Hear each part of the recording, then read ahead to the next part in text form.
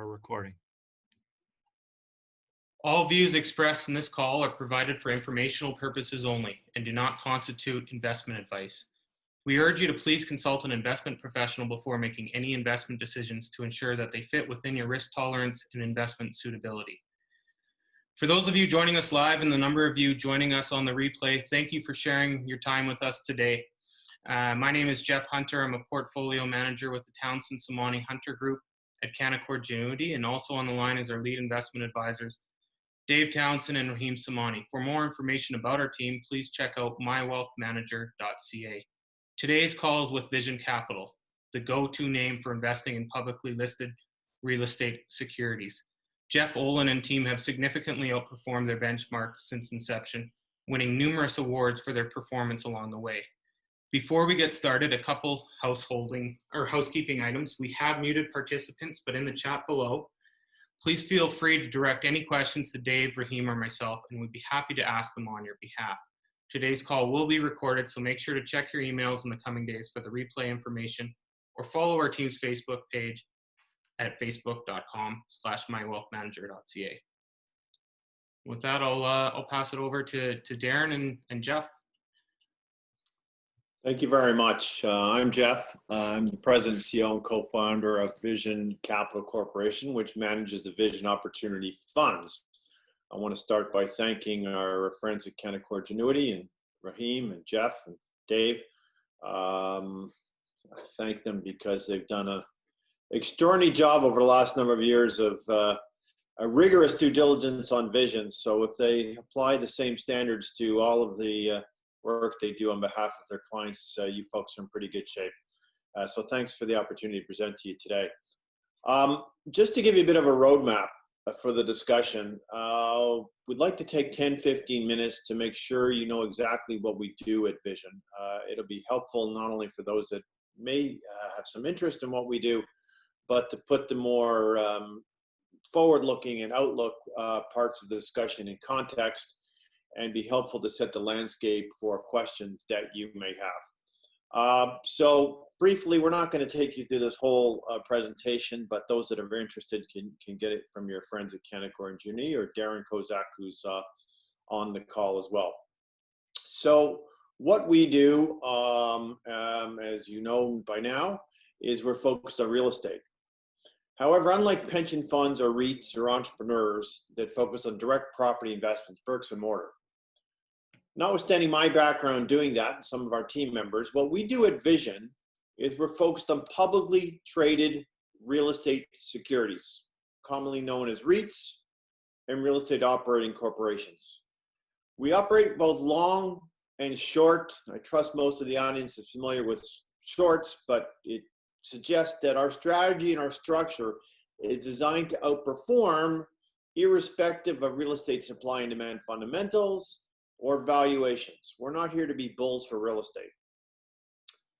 We seek, where relevant and appropriate, to be value-add, strategic investors, active investors. We don't seek to be hostile. It can take you 30 years to build a relationship. You can lose it in one day. We do have 15 CEOs of North American REITs or investors in our funds. But if we can marry our real estate industry experience with our capital market expertise and relationships to add value to underlying investments, we look to do that. We've had 18 takeovers in our portfolio holdings in the last 12 years. We have flexibility within limits to invest globally. Heretofore, but for a couple of exceptions that were driven by Canadian relationships that gave us an edge in Europe, we stick to North America.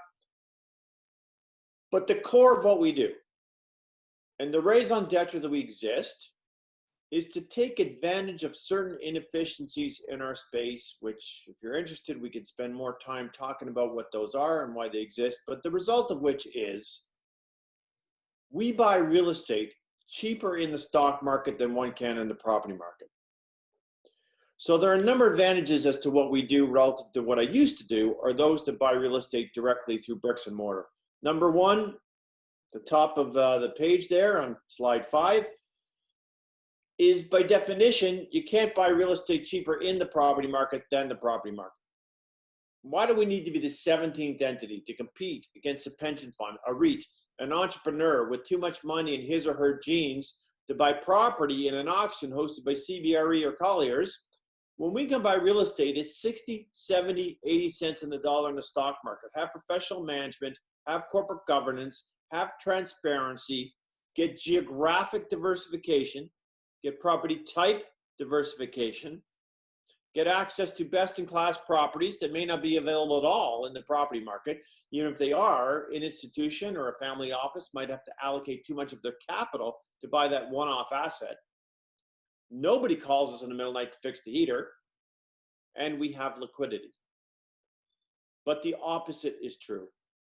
If the fundamentals are negative or deteriorating, retail, office, or valuations are excessive, you can't do anything about that in the property market. If you own a shopping mall in suburban Pennsylvania and lose your Sears, turn out the lights before you leave the parking lot.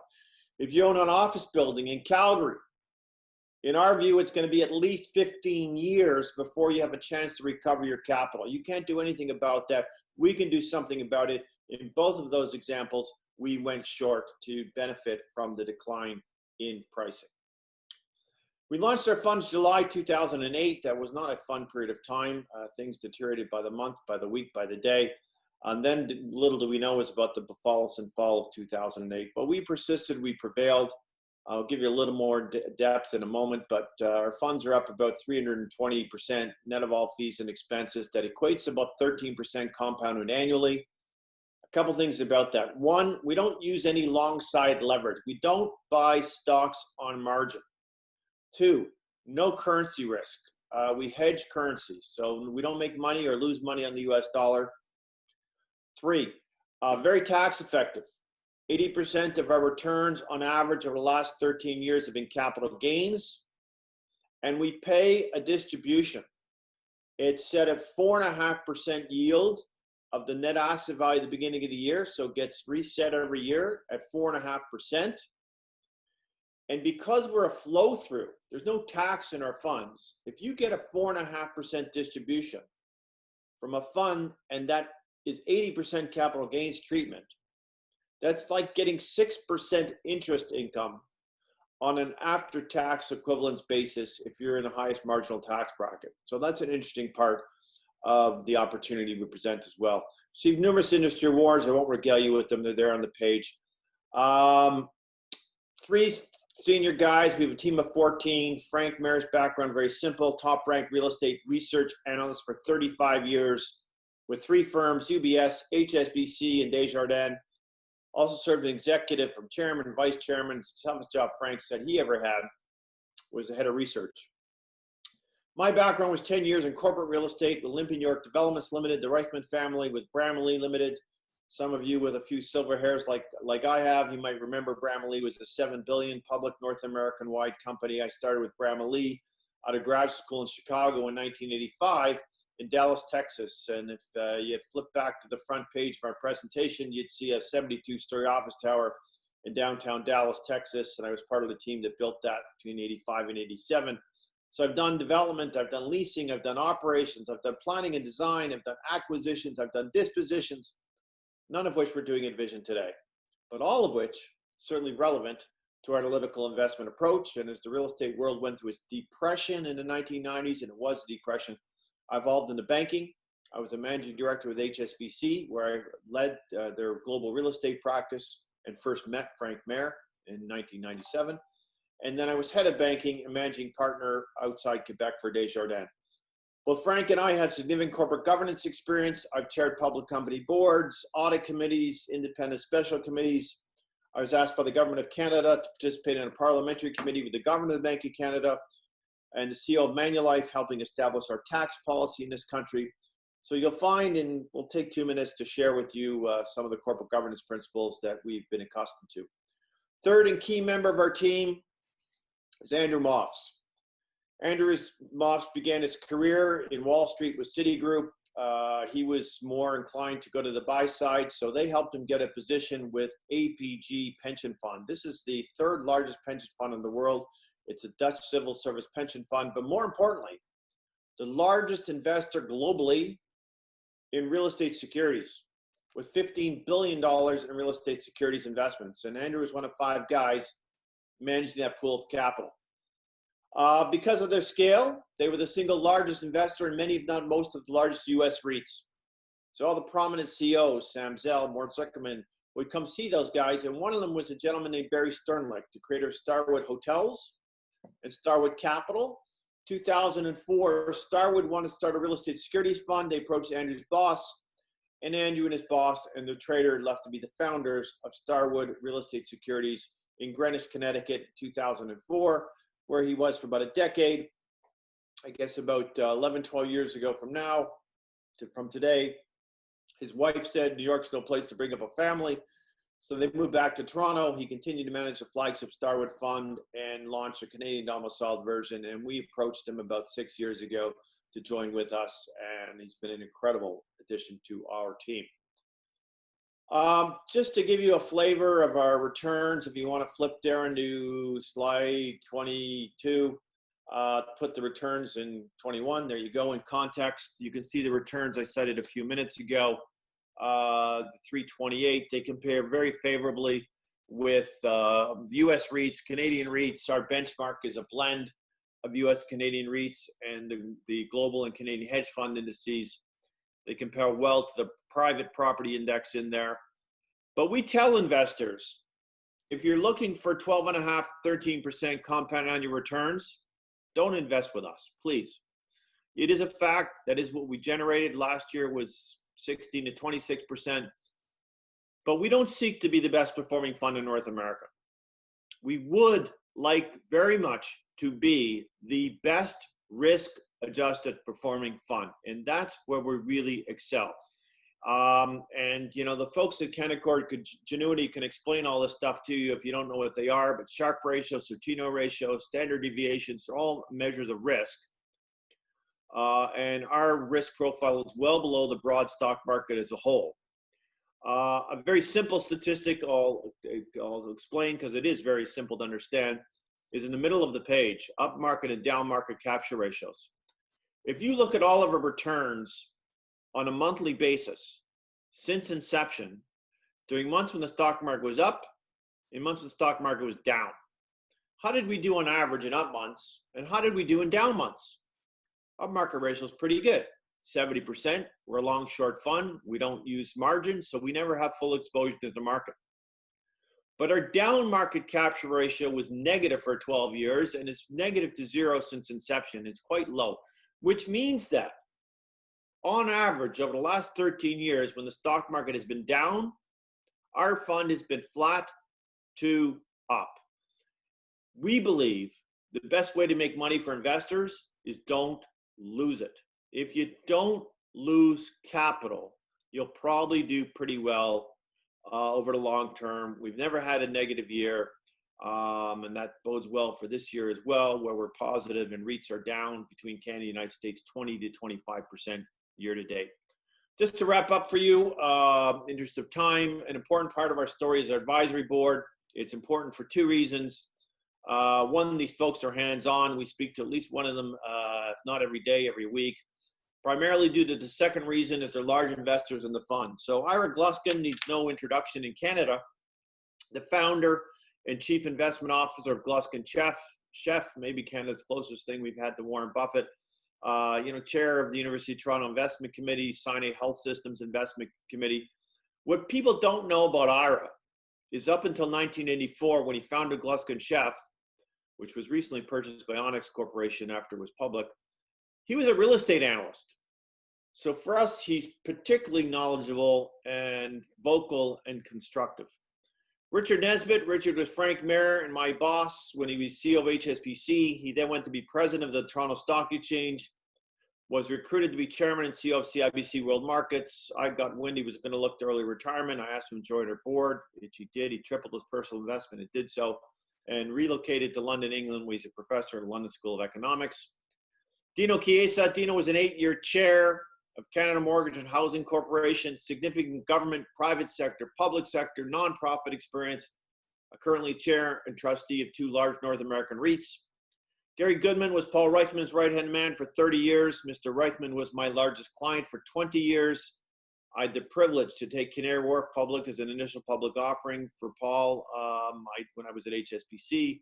I did the first US REIT for Paul. I did the first Canadian retirement home REIT. And so Gary got to know us well through that process. He's there on his own behalf as well as the Reichman family's behalf. And lastly, Patricia Saputo. Patricia runs the family office for the Saputo family, which is a large public dairy manufacturer. I'm sure most of you recognize the name. But more importantly to us, Patricia chairs Concordia University Pension Plan Board and chairs her investment committee. Vision presented to that investment committee in December 2012. And after 1 year of due diligence, they invested with us in December 2013.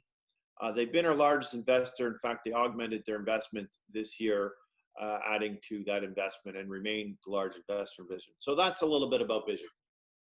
Jeff, before you continue, I think it'd be constructive for you to discuss their level of investment as well as yours and the employees. Sure. I mean, firstly, we manage about $650 million. We have different strategies, so that's probably something else one strategy. We have one strategy, different structures, and the difference between the structures are primarily the degree of concentration in our best ideas, as well as related to that, the term of redemption. So it's not responsible for us to be overly concentrated if we're subject to short-term redemptions. So we have funds that are redeemable on 30 days notice, and we have funds that have 5-year commitments. And so the 5-year commitment and our best ideas will have a much bigger weight.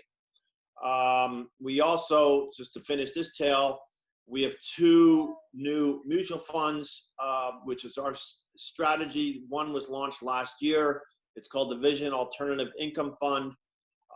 So it allows the strategy that we've been managing for 13 years, now allows your friends at Canaccord to buy this by opening their computer and clicking a button as opposed to sending you a pile of documents in a subscription agreement. And it's identical to the fund we've been managing for 13 years. Same fees, same redemption terms, same securities. We also, as of September 1, launched a market neutral version of our strategy. What does that mean? So Darren and I would go over to Europe about 5 years ago, and they'd look at us, and that page 22 we went over, and they say, you guys never had a down year. You have a negative down market capture ratio, very low correlation to other assets. You guys look like a market neutral strategy, but you're not. If you were a market neutral fund, we'd invest with you. Anyhow, we can take a hint. Wasn't sure there was something we wanted to do. It is what Andrew Moffs did for 10 years at Starwood. He used our strategy in a market neutral structure. So in February 2018, Andrew and I, a couple of our board members, put some capital into a structure which was the same as we'd been operating with a maximum 35% net exposure. So a couple of definitions.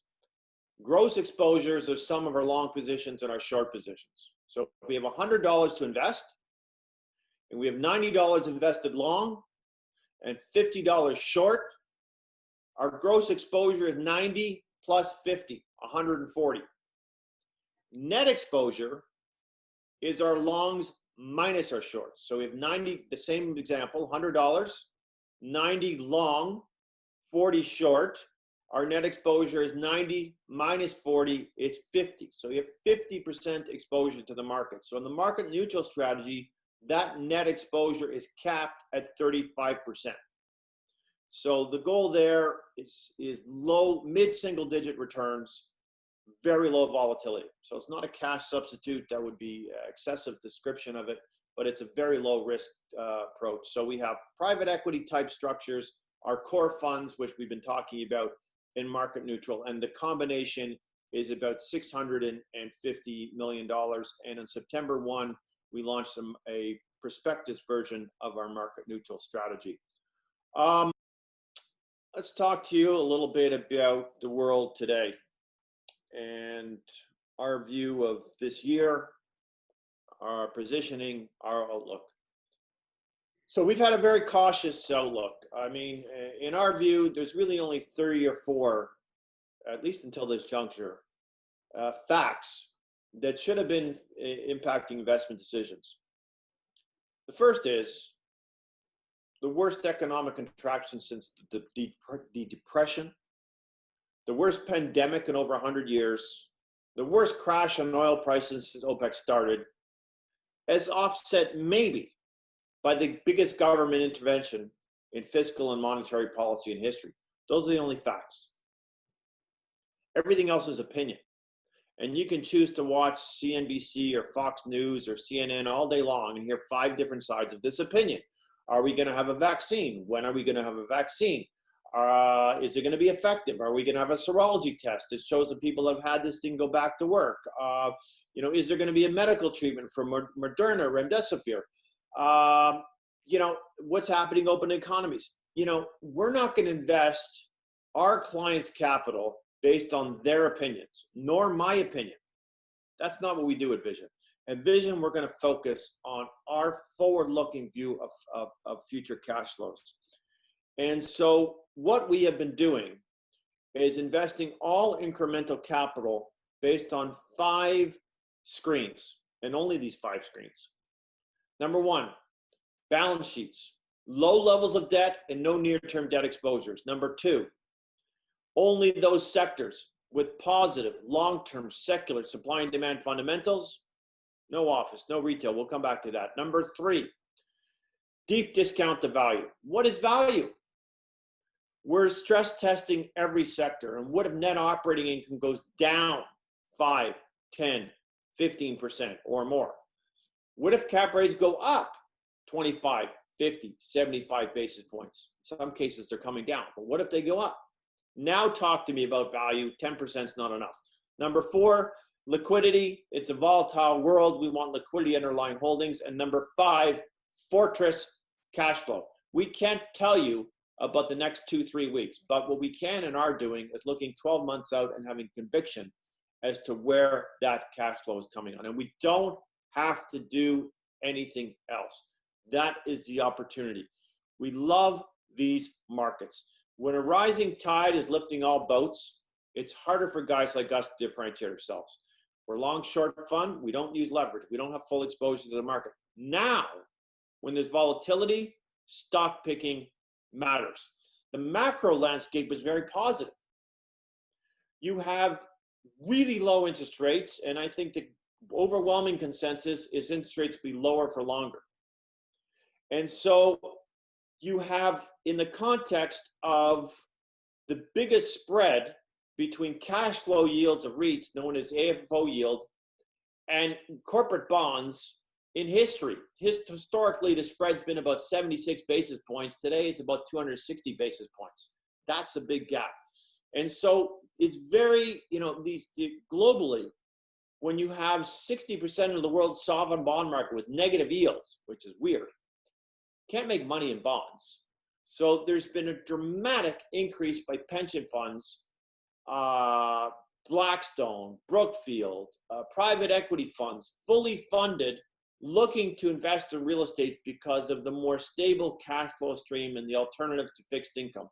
And so pre-Quinn estimates, there's $350 billion of capital in place in those entities, pension funds. Blackstone alone has $50 billion dry powder, ready to buy in property. So what are they going to do? Are they going to try to compete to buy in an auction? And so this sets up really well for our space. And, to pick on Blackstone, I mentioned 18 takeovers in 12 years. I'd rather not compete with Blackstone. I'd rather sell to Blackstone. And we've done that 3 occasions in the last 3 years, where they've come in and bought undervalued REITs. So the macro landscape with interest rates are solid. In fact, it might be a perfect world. If you have low interest rates and so the mortgage costs are low, and yet why are these central banks trying to keep interest rates low? They're trying to stimulate inflation. I'm not sure they're going to be successful. But if they are successful, that's a perfect world. Low cost of mortgage financing and inflation. Real estate is a hard asset. If you have inflation, the replacement cost value of that real estate goes up. And so this is a pretty unique macro landscape. Notwithstanding that, winners and losers at all times. But right now, it's pretty significant. Let's talk about our view of winners and losers going forward and what we're doing at Vision. So what we've been doing this year is sectors that we've loved for years, that we had no exposure to because they were too expensive. Our mantra is you buy at a discount, not at a premium. And so the first is single-family rental homes. These are homes that you rent in the Sun Belt. They're between 1,100 and 1,800 square feet. You pay between $1,200 and $1,900 a month rent. So lower rent per square foot than an apartment. You get a backyard, you get a driveway. It's typically families that choose to locate there based on a local school district. Now, these are factors that were in place before the pandemic, but this sector is getting a boost from the pandemic because you're seeing a transition from apartments to single-family rental homes, getting away from the elevator, getting away from the common areas. There's probably a place in the back of that house where I can work from home or maybe homeschool my kids. And so this has been a sector that's been generating compelling rent growth. There's a couple of US names we're focused on. In Canada, in fact, the largest holding in our funds today is a Canadian company called Tricon, which is focused in the US, 99% in the US. In fact, you want to talk about Blackstone for a moment. There was a press release. We got a call in August asking if we'd be, from Morgan Stanley out of the US, asking if we'd be prepared to restrict it for a few days in trading. And we got an invitation to learn that Blackstone was negotiating 250 million US, which turned to 300 million based on our interest, exchangeable preferred share investment in Tricon.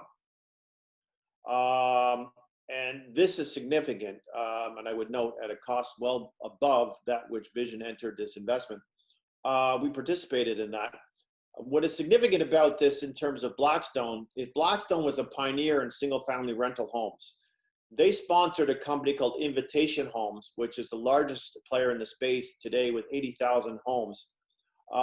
They sponsored them. They took them public in 2017, I believe. And over a 2-year period, they exited that investment, concluding in December 2019. They know the space better than anybody.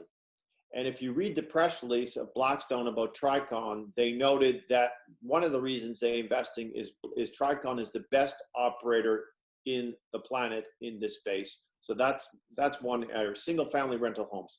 Second, manufactured housing communities. Again, this is a space, it is the best real estate class. In our former careers, we took an Edmonton-based company called Parkbridge public.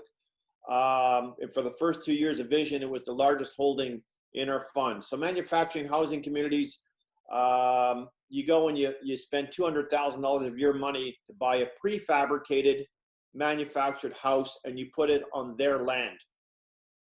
They charge you land rent. It's like apartments, but better, because in North America, apartments are primarily gross rents. You pay your monthly rent, that's what you pay. In this business, the homeowner pays the realty taxes, the homeowner pays the operating expenses, and so it's the most pure form of cash flow in the real estate space. We own Parkbridge, BC Pension Fund bought it. It was our largest holding in Vision for the first couple of years. It went too bloody cheap. We were too small at the time to do anything about it.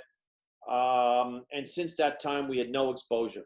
These names in the US traded at 150% premium to net asset value. Well, through this March correction, we now have significant exposure at compelling pricing in this industry. We love this space. It's benefiting from the pandemic. Rents are going up.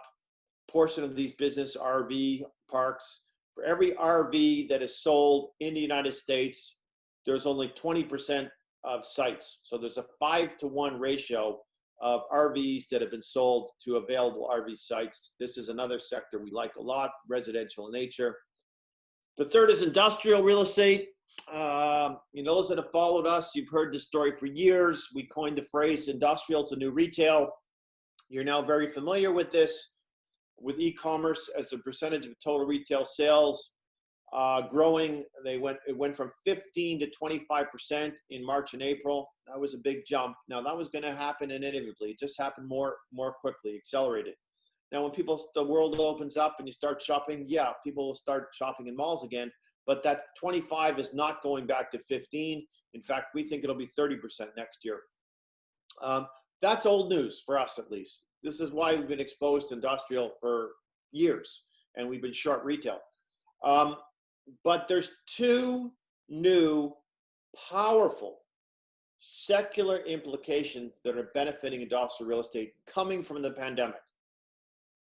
The first is, we think you're going to look back 5 and 10 years from now and say there was a day in March 2020 when the world changed, where manufacturing returned to North America. I mean, we couldn't rely on Donald Trump to let our masks over the border from 3M back in March and April. Does anybody want to rely on China for our pharmaceuticals? In August, in New York City, at Walgreens and Duane Reade, there was a shortage of Tylenol. And so this is significant. We're meeting with the chief economist of one of the large global banks this fall. And not only did he agree with us, he's quantified it. He believes 20% of all U.S. imports from China will be manufactured onshore in the United States. That is a big number. And we don't think it's going to be inefficient and unproductive like it's been for 2 generations. It's going to benefit from automation, artificial intelligence, and robotics. So that's the first.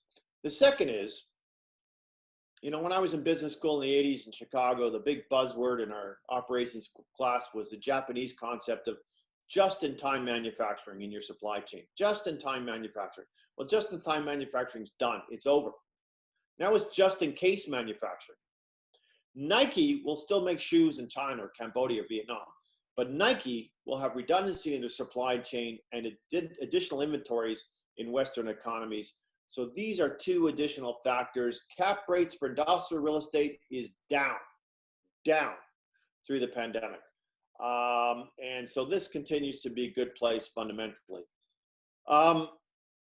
Office, you know, we've been bears for office forever. I mean, I grew up in the office industry. I've never seen anybody in history make money on a long-term basis in office. You can't do it. I mean, you didn't see it with Reichman and Olympia, New York, or Trizek, or Zeckendorf, Compo, if you're old enough to remember Compo. I mean, it's tough. You can buy it 88% occupied, lease it up to 95% and sell it. You can make good money. But to sit there year after year in mid-90s and think you're going to make money is tough because the capital expenditures kill you. And it's not the parking lot or the lobby or the carpet or the mechanical room. It's the tenants. Every time you got to release space, you got to put in free rent and you got to put in capital improvement in dollars, tenant improvements. And so it's a tough space. And we've been in a 20-year secular decline for demand. What do I mean? Well, in 2000, in the internet boom, people said you never need office space anymore. Well, that was kind of silly. You know, yet Google and Amazon are some of the biggest users of office space. But the lawyers don't have law libraries anymore. Deloitte just built new buildings in Toronto, Montreal. They went from 300 square feet per employee to 160 square feet per employee, no office partners. That was already happening before the pandemic. Now, since March, when you've seen the CEOs of Morgan Stanley, Goldman Sachs, Bank of Montreal, Twitter, Shopify, Facebook, all come out and say their workforce has worked really well in a work from home remote environment, their long-term demand for office space is going to be lower. I believe them. And so we believe there's at least a 15% reduction in the longer term demand for office space. This isn't pretty.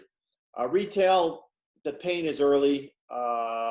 You know, some of these stocks have come down. Some of the grocery store centers, we're thinking about them here, but it's a tough space right now. You guys have seen that movie, you know all about it. Self-storage, we like it. Seniors housing, we've been cautious, avoiding it. We'll be back. The demographics, the secular part of this is attractive. There's some great operators in Canada with Chartwell and Sienna. but there's been no visibility on when they're really going to be able to open their doors to bring in new residents. And when there's natural attrition, we've taken a wait and see approach on this. I'd rather be late than be early in this. We have big waits in this up until March. Hotels, big part of our returns this year. We're being short hotels starting in January. Some people call us old, other experience. We remember SARS. We remember when SARS hit, all things travel related got hit. So we're getting news feeds out of China in January about this thing called coronavirus. We immediately shorted Hilton and Marriott hotels. Thankfully, by March, they'd done really well, and we were tempted to cover them. And thank God we did not. Hotels will have a big snapback when there's a vaccine. But you know, these kinds of calls will have a long-term impact. It's not going to change the big conventions in Las Vegas. We think those come back. But the smaller meetings, necessity for business travel will be, we believe, have a long-term negative impact by the advent of Zoom and WebEx, et cetera. So I've been talking for a while. Darren, I don't know if there's any questions that have come in. If there's something you want me to or Raheem or Dave, you want me to touch on before we open it up to questions? Okay, if not, Darren, any questions, please?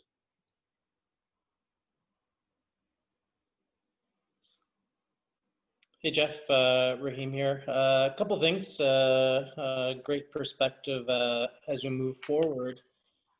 Based on your history in real estate, 0% interest rates, lots of stimulus spending, markets are looking forward and are pretty progressive. The fund is progressive. You know, as an alternative, most investors understand real estate to a certain degree. Cognitive levels are usually a bit higher as we are all naturally exposed. Do you feel it's one of the compelling time periods right now with the volatility that you can see substantial long-term value? And this is probably one of those, I think you mentioned it earlier, periods in history where investors will look back and say, there are such strong opportunities and segments of real estate that they should be incorporated in a portfolio. Can you name a time in the past where this is maybe similar? I mean, you need to be selective. I think that's different here. If you go back to 2008, 2009, you didn't really need to be selective.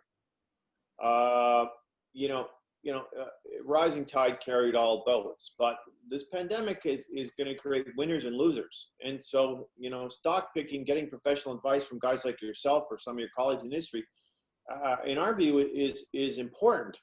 I do think, you know, apartments are beat up. They're beat up because immigration's gone into Canada, but immigration will come back. So yeah, I mean, you can buy some of these REITs now.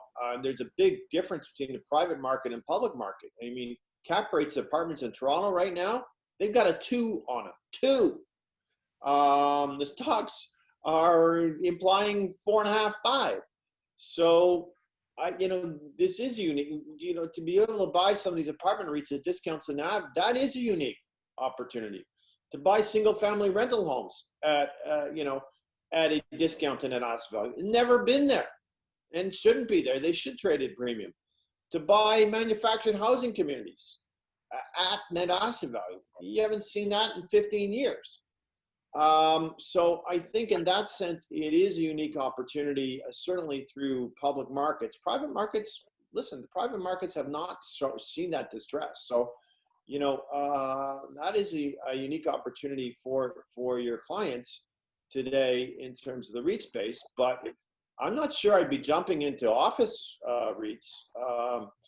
You know, I'm not sure I'd be trying to pick the bottom on, you know, pain in retail. Home building. You're seeing everywhere in North America, everywhere, record prices for homes.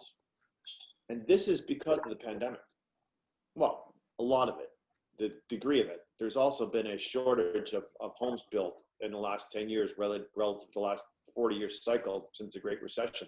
And the wrong homes have been being built. There's been a shortage of affordable homes. But I mean, guys that were, Tricon took a write down in March. And then by June, they had record sales.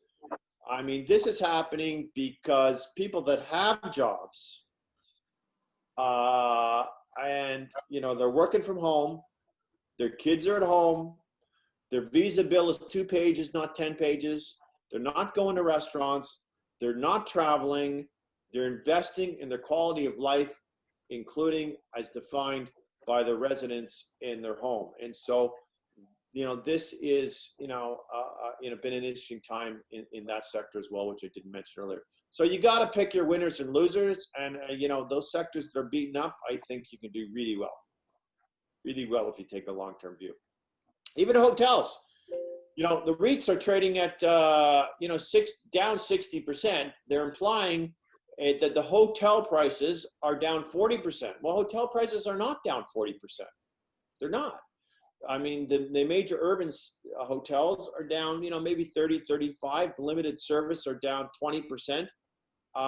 So even in hotels, there's opportunities that we think hotels will come back. These near-term systematic changes, question that's going to come up, and it's in the media, and it keeps percolating.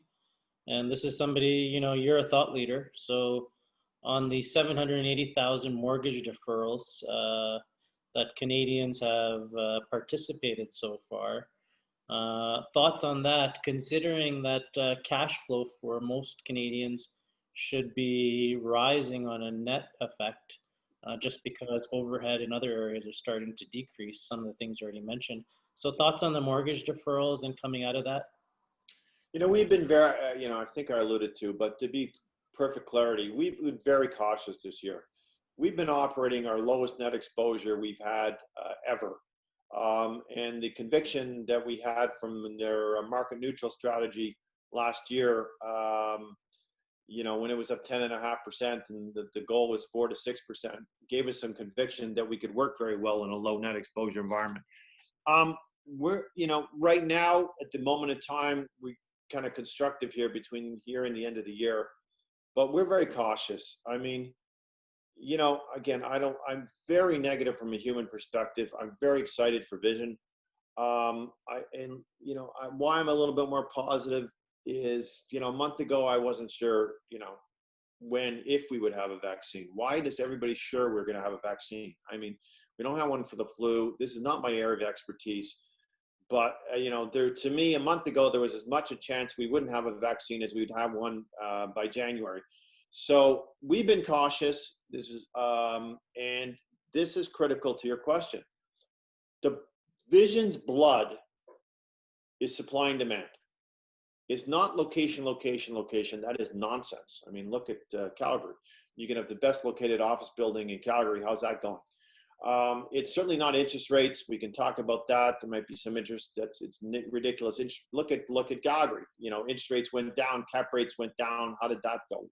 So it's not interest rates. It's supply and demand, like any other industry, any other business. Supply is relatively easy. It's hard work, but it's easy to ask how many buildings are out there, how occupied are there, how many new buildings are coming on, are they pre-leased, are they pre-sold? Demand is hard. And this is the nature of your question.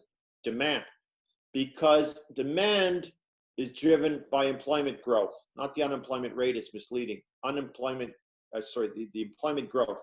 If you got a job, you can buy a house, rent an apartment. You're working in a factory, you're shopping in a mall, you're traveling and staying in a hotel, working in an office building. And so employment growth is the key. And it relates to your question, because if you got a job, you can pay your mortgage. If you don't have a job, you might be challenged. And so, yeah, interest rates are low, but, we had a big weight to Canadian apartments every quarter for 13 years. And a lot of good reasons for that. We hung in there in March and April.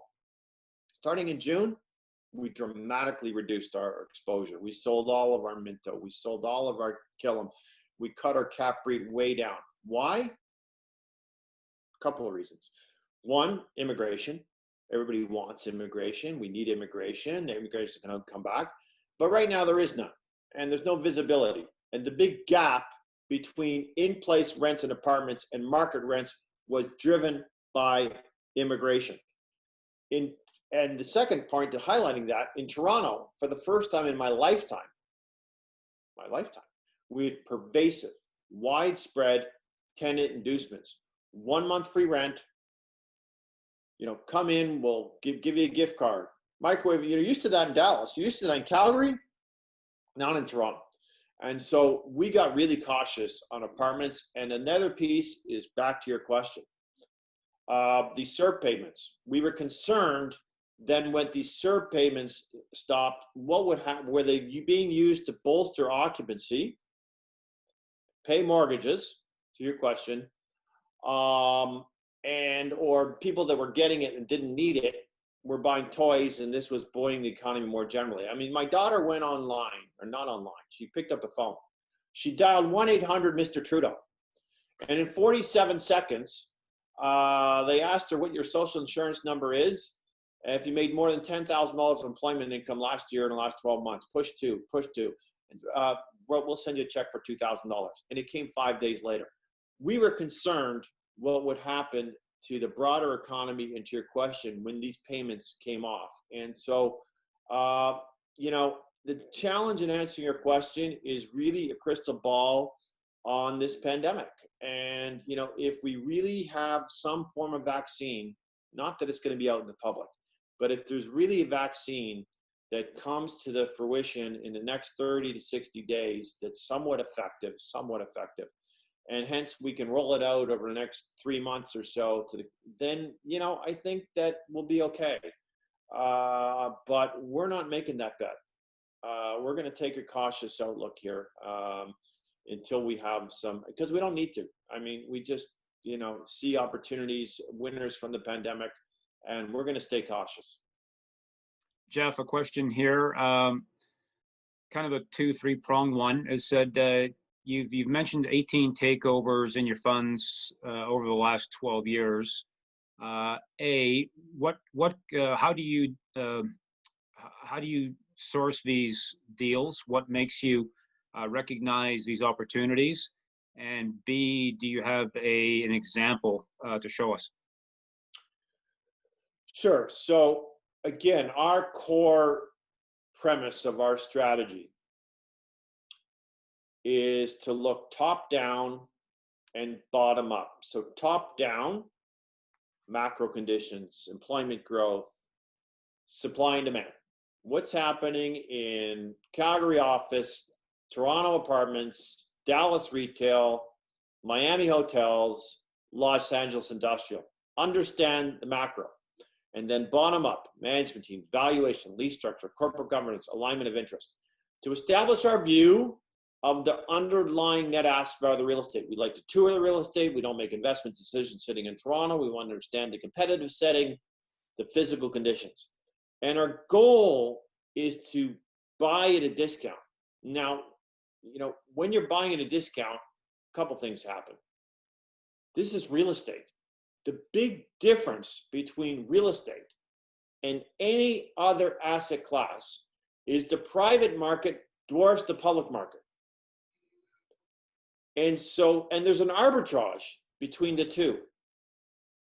And so when you can buy real estate at a discount in the public market from the private market, this arbitrage comes into play. And this is why we've had 18 takeovers where BC Pension Fund is buying Parkbridge, Blackstone is buying Pure Industrial REIT, US private equity group called Cortland is buying Pure Multifamily REIT.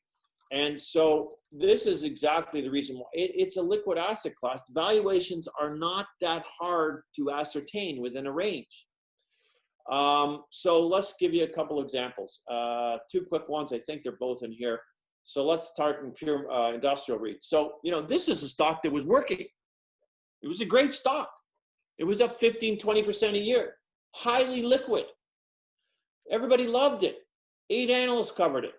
It wasn't one of those stocks where some of them we love them because there's no analyst coverage and it's real estate. There was 8 analysts covered it. What is the division saw differently from a long position than the rest of the world on this stock? Well, in Canada, we benefit from IFRS accounting. international financial reporting standards versus GAAP in the United States. And as some of you may know, under IFRS accounting, it requires every REIT to publish every quarter the market value of their publicly traded shares or units based on the market value of the real estate net of all debt. So if you think about it, it starts with an appraisal. CBRE or Colliers comes in and they do an appraisal. They update it every quarter. They present it to management. They negotiate with management. They bring in the audit committee. They bring in the board. Once a quarter, the board of directors publishes a number, the IFRS valuation. Well, after the end of 2017 and early 2018, Pure published the IFRS value at $6.07. The 8 analysts that covered it, the consensus was the net asset value was $6.42 versus $6.07. We do our own models. We thought it was $7.54. That's a big difference. For 2 years, management was trying to talk us down. We love you guys, but you're too high. So we don't think we're too high. You're in 3 markets, Atlanta on fire, Toronto, rents were flat for 10 years. Didn't move, 5 to 550. Now they're now up 60%. Since then, they're up 100%. And you're in Vancouver where FedEx and Amazon are fighting over the limited land holdings in the lower mainland. We don't think we're too high. 2 weeks after this was published, Blackstone showed up and bid and bought this REIT for $8.10 cash. 607 to 810 within weeks. As I said earlier, this is why we do what we do. I'd rather not compete with Blackstone. This is one of the examples. The second one, we just finished last week, Capitalize for Kids for 2020. This is a major investment conference that takes place once a year. They raise a bunch of money for children's mental health charities. And the format is they bring in these prominent North American portfolio managers, a couple of global managers. You got 20 minutes to present one best investment idea. I presented last year, and we presented Liberty Property Trust. This was an $8 billion New York Stock Exchange listed REIT that we thought was completely misunderstood and mispriced. Incredibly well positioned with tenants. And why was it? I mean, firstly, there was a REIT that was in transition from being a combination of office industrial. They'd largely done that. People didn't realize it. The office that they had left was the Comcast building in Philadelphia, which was a long-term lease with a AAA tenant. It was like a bond. And we saw that by the end of last year, this transition was going to be complete. And it was trading at a huge discount. You look on page 13, whereas the average of the public comps was trading at a 21% premium to their net asset value. This REIT was trading at a 15% discount. 4.1% cap rate for the comps, 5.3% for Liberty. Hiding in plain sight. And you look at the private market, Blackstone had just acquired Colony Capital's portfolio at a low 4% cap rate. So we suggested on October 24th last year that this REIT that was trading around $50, we thought was worth between $60 and $66. And 3 days later, on October 27th, there was an announcement from Prologis, which was a $60 billion New York Stock Exchange listed REIT. They were buying Liberty, an implied effective price of $61.33, a 21% premium that would have been trading out a few days before. This is an $8 billion REIT hiding in plain sight. So they're all different shapes, sizes, industries, but that's the opportunity and the crux of what we talk about active investing. Anything else? Not from here, Jeff. Raheem, Jeff? Just a quick question on the insurance side. One of our clients is invested or works in the industry. He's noticed a lot of increases in apartment insurance from a liability standpoint. How does that affect decisions? Do you see that as a longer term trend or a short term just inefficiency that they can capture and market or benefit off and won't change the longer term trend? No, it's real, but it's a real increase, but it's a relatively small amount of the operating expenses for these, particularly the larger ones that we've been talking about. So it's real, but thankfully for them that it's things like property taxes, man, are much more significant, and you got to watch that, particularly in your neck of the woods, in terms of property tax increases. And energy costs would be another material expense, gas, oil. So some of them, there's an offset to the extent that, you know, energy prices are lower. That's a big expense for, as a gross rent, they'll have that pickup. Anything else? I think that's it for now, Raheem. No, just Jeff. Jeff and team Dave here. Thanks very much for a very precise and concise presentation. Have a great day. Thank you, Dave. All the best to you and your clients. Stay safe. Thank you, guys. We appreciate the opportunity, and the video will be available for playback should you desire it, but we appreciate your support and consideration. Thank you very much. We appreciate your time. Much appreciated. Thank you very much.